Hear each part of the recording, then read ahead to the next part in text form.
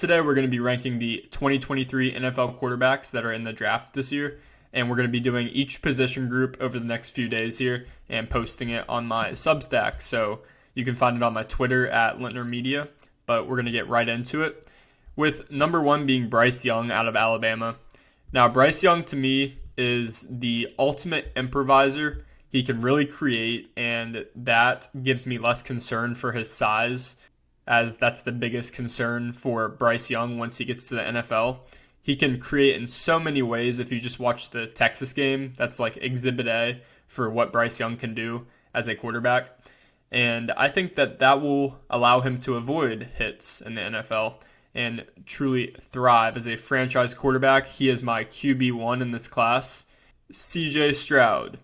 And CJ played in a very optimal program at Ohio State with great receivers and really good coaches, great O-line, kind of everything set up.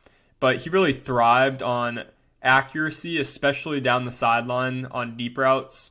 CJ Stroud is lethal with his accuracy, and he really struggled under pressure, which was his biggest knock. But he really showed in the Georgia game that, hey, maybe he can run, and he said he regretted not running more in his career. So Stroud to me is 1A, 1B with Bryce Young.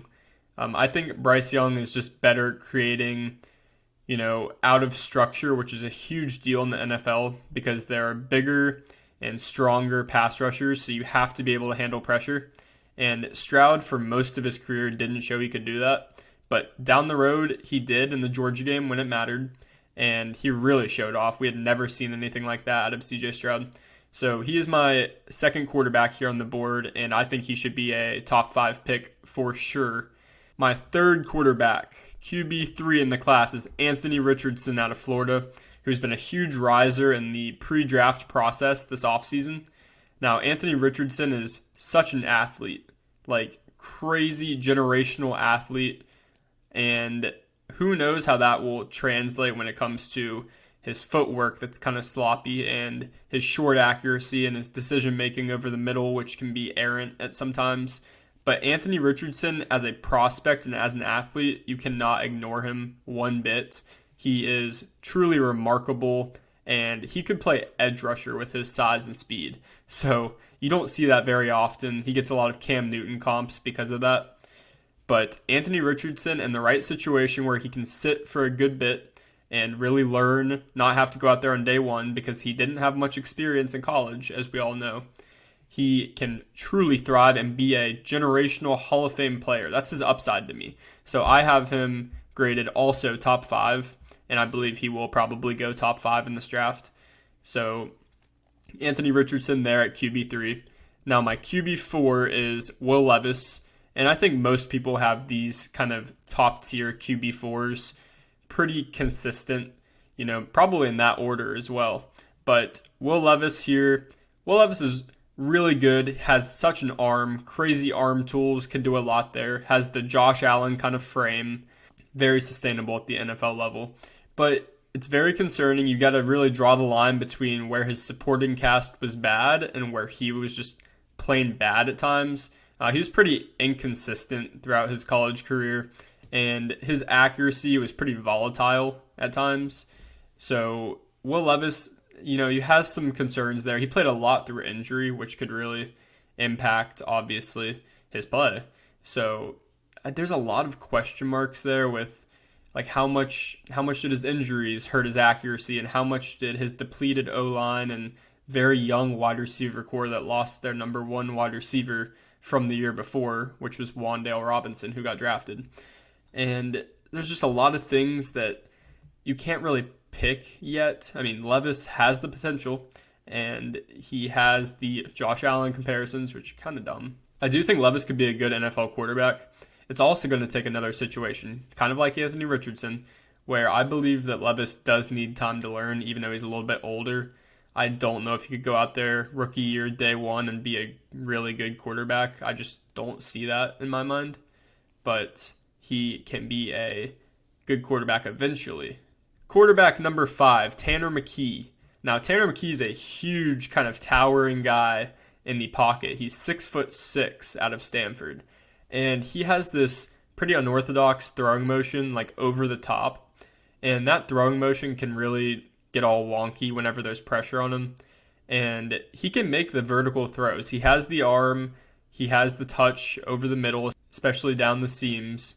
But it starts to get pretty shaky whenever he has to move out of the pocket. He's a 6'6" guy, and the footwork and the accuracy go kind of haywire once he has to move a bit. And that's a big problem because being able to move around in the pocket and create out of the play design is a huge thing in the NFL, and I don't really think Tanner McKee is going to be able to do that. But he can be a good kind of pocket pass, stand in the pocket, Matt Ryan-esque kind of, I would say. That is his way too high comp. But Tanner McKee could be a good backup, possibly. And I think there's a huge fall off after quarterback 4, in my opinion. I think some people would agree with me. But Tanner McKee is my quarterback 5. My quarterback 6, Jake Haener out of Fresno State. And Jake Haener is a decision maker. He is really good at being aware and sliding and working with good timing. He doesn't really have the arm to create these kind of plays or fit it in tight windows. But Haener is just so good with his kind of awareness and just his decision making. He's very anticipatory with his throws, and that leads to a lot of good, especially within structure. So Haener could be a good backup as well. Obviously, I don't have these kind of tier guys. I had Tanner McKee going in the 3rd round was his grade. And I have Haener going in the 4th round. So these guys are backups, probably. Maybe there's a bridge if a team really doesn't have a quarterback, or if a quarterback goes down, they're a bridge possibly. But these guys aren't going to be starters, in my opinion. So Jake Haener here from Fresno State, good, very good awareness quarterback, and if he's put in a system where he's getting it out quick, he could be a good quarterback in the NFL. My QB7 is Hendon Hooker, and now I know this is a very controversial topic lately with Hendon Hooker because I saw a mock draft of him going at 5th overall, which is absolutely crazy to me. But to each their own, I could be very off on this. I'm very, very, very low on Hendon Hooker. Not because of what he produced, which was crazy. I mean, he won SEC Offensive Player of the Year last year. It's ridiculous. But he is 25 years old. He is coming fresh off of a torn ACL, which is a huge rehab process. And one of his traits is actually mobility. And Hendon Hooker played in the least pro-style offense there is in college football at Tennessee. If you watch a lot of Hendon Hooker, he likes to take a one-step drop and get it out immediately. They do a thing called half-field reads where they only look at half the field, and his go-to move is if his read isn't there, he tucks it and runs it. And this is not suitable at all for an NFL offense, and he has to learn a whole new way of football going into the NFL. So not only is he 25, by the time he's healthy, he'll be 25 and a half, 26, and he has to learn a whole new kind of situation. It's like a different game. So I'm not confident in Hendon Hooker at all. Not going to lie. But he has a twitchy release. He's really good in the short game. He has really, really good footwork. Kind of gets set pretty quick. And, I mean, he has a lot of positives. He obviously produced, but their offense is just not sustainable to run in the NFL. So I am a lot lower on Hooker than a lot of people are. Quarterback 8 is Dorian Thompson-Robinson, who is someone I think with a lot of potential. Again, a lot of these guys, I have Hooker going in the 5th round, and I have DTR, Dorian Thompson-Robinson, going in the 6th. He's another dual threat that can run a bit, and he kind of threatens with the ability to scramble and run, keeps the defenders on their toes. But a lot of times, he will not see the underneath defenders, and he throws picks, and that does happen. But he has shown improvement over his career at UCLA with Chip Kelly. So he doesn't have much. He has some traits, but he doesn't have the deep ball or the arm or the touch. And he kind of has this throwing motion that he sweeps down around his hip. It's a long throwing motion, and sometimes you can see clips where that throwing motion costs him a window to throw it in because it is a little bit prolonged. But DTR could be one of those upside guys that does make it eventually. You know, these guys have a chance. Like, there's been crazier things that have happened, and DTR has some tools. And if those tools get in the right hands, they could turn into something. My quarterback 9 is Clayton Tune out of Houston. And Clayton Tune kind of would start college seasons a little bit slow, but kind of work his way into it. And by the end of the year, he was a pretty dang good quarterback for Houston. Clayton Tune gets pretty stiff in statue, but he gets to quick throws a lot. Clayton Tune is very good at getting through all of his progressions and being very patient. But when he is forced out of the pocket and forced to use his feet, his accuracy suffers a ton, kind of like a Tanner McKee situation there.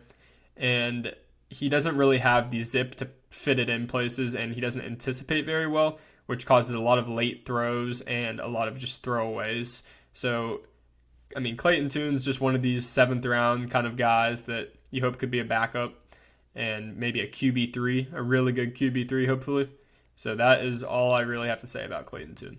My 10th quarterback, and I'm only doing a top 10 here for quarterbacks. My 10th quarterback is Jaren Hall out of BYU. And I actually like Jaren Hall a good bit. I do think he'll be a 7th round guy, maybe undrafted, probably 7th round actually. But he is really good at placing the ball. You can tell, like, if you just watch him play, he just looks super confident and poised, and he really protects the ball well. He had a 4-to-1 touchdown to interception ratio throughout his career at BYU, and he is really good at throwing early with anticipation and putting it where it needs to be. He's not able to really sling it in there and fit it in a tight window, but those out routes and such, he really anticipates and places it early. So he's really good at that. He has really below average size at 6 foot 207, and along with that, he has a pretty below average arm as well. So he does not have the physical traits at all that you see from those top guys. But he is just a really good quarterback, like really good at anticipating, super good awareness. He's a good player, but he will get picked in the 7th round because of no arm, no frame, and he is older at age 25. So Jaren Hall could be a 7th rounder, could be undrafted. And that really wraps up my top 10 here, quarterbacks. And let me know in the comments your opinions and where you would rank these guys. Thank you for watching.